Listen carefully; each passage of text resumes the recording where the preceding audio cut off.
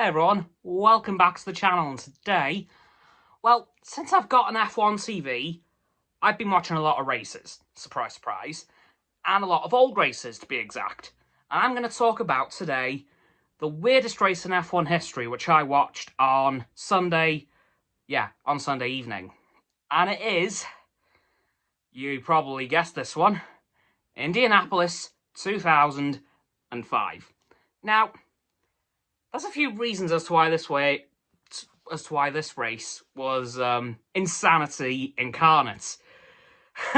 Well, to give you a bit of backstory here, back in the days of the 2000s, there were two tyre suppliers in Formula 1. Yeah, two of them.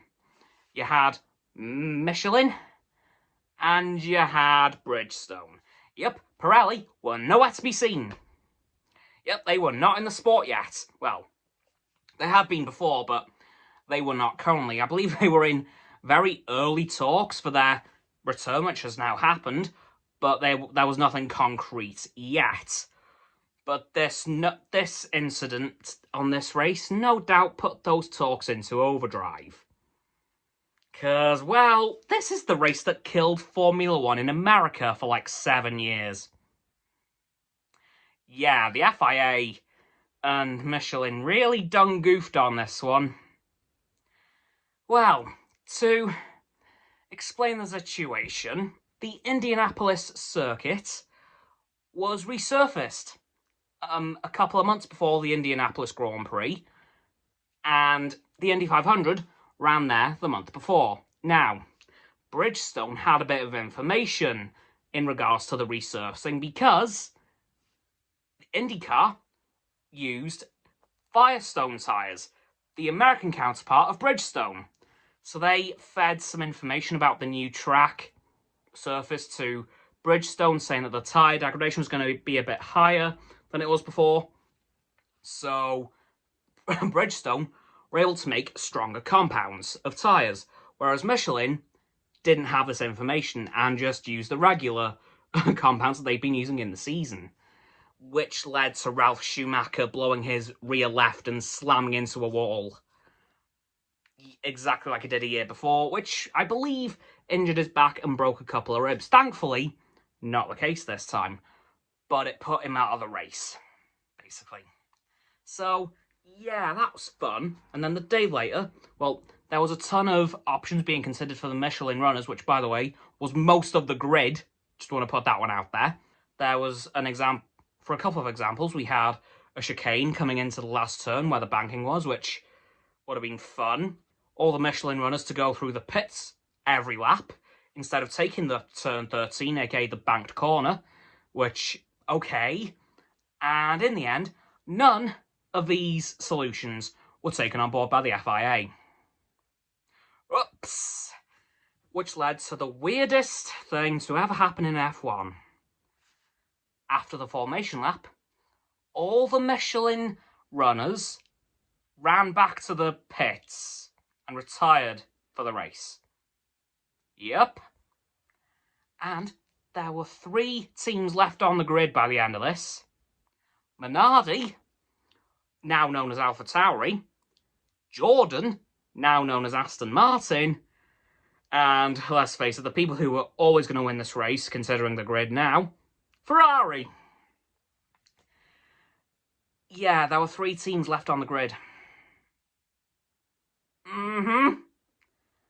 And then it was lights out and away we go for 6 cars only. What the hell? Like, how did this happen? As you can guess, it was a Ferrari 1-2, surprise, surprise.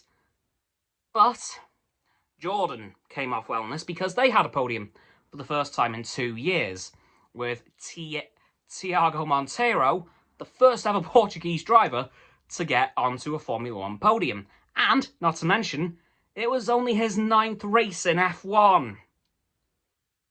Not bad, Tiago. But yeah, it was a bit of a shambles, to be honest, because I was watching the race and I was actually bored.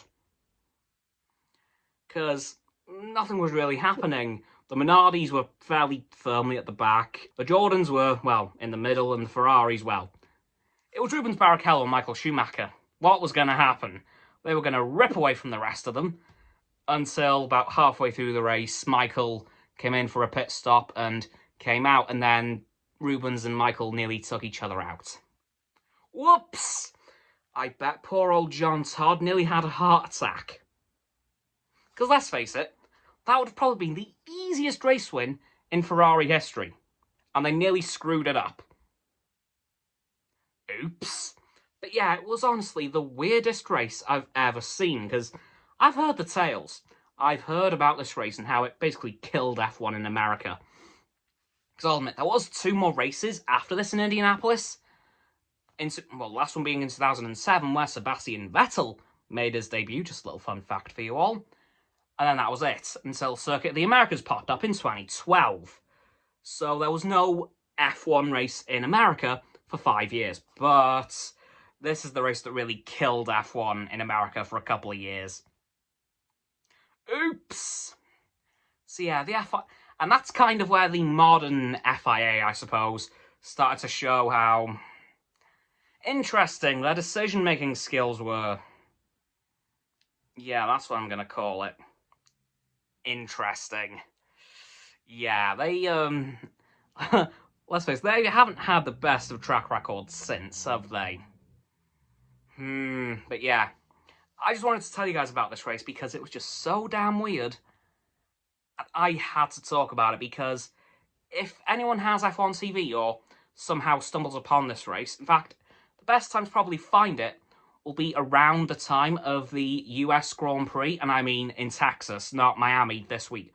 Well, it may show up this week on Sky Sports F1, so keep an eye out on Sky Sports F1 this week because they do show, whatever race is on that week, they show races from that track or country from years prior. So you may be able to catch this race this week, although I highly doubt it, considering, well, it was an absolute shambles. So, if you want to go watch it, definitely would recommend watching it on F1 TV, or it's probably on YouTube somewhere, to be fair. So yeah, definitely would recommend checking this out if you want to just have a right old laugh, because it's a weird one, not gonna lie. Anyway, guys, that's going to do it for this video on Indianapolis 2005 Formula 1, the race that killed Formula 1 in America for almost a decade. So, don't forget to like this video, subscribe to mine, Roxanne's and Frost's channels. Their links are in the description. My sub button is down there. Yeah, that big red one. Unless you've already subbed, then it's grey. Thanks for that, by the way. And once you've done that, don't forget to click all 3 of the bell icons to get all 3 sets of notifications. Comment as well, because why not? And let me know if I've made this race sound as bad as it was.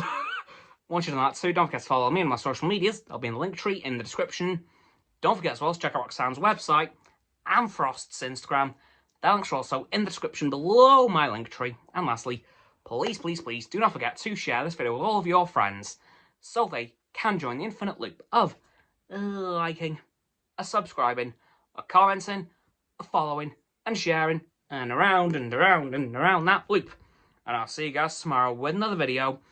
Goodbye!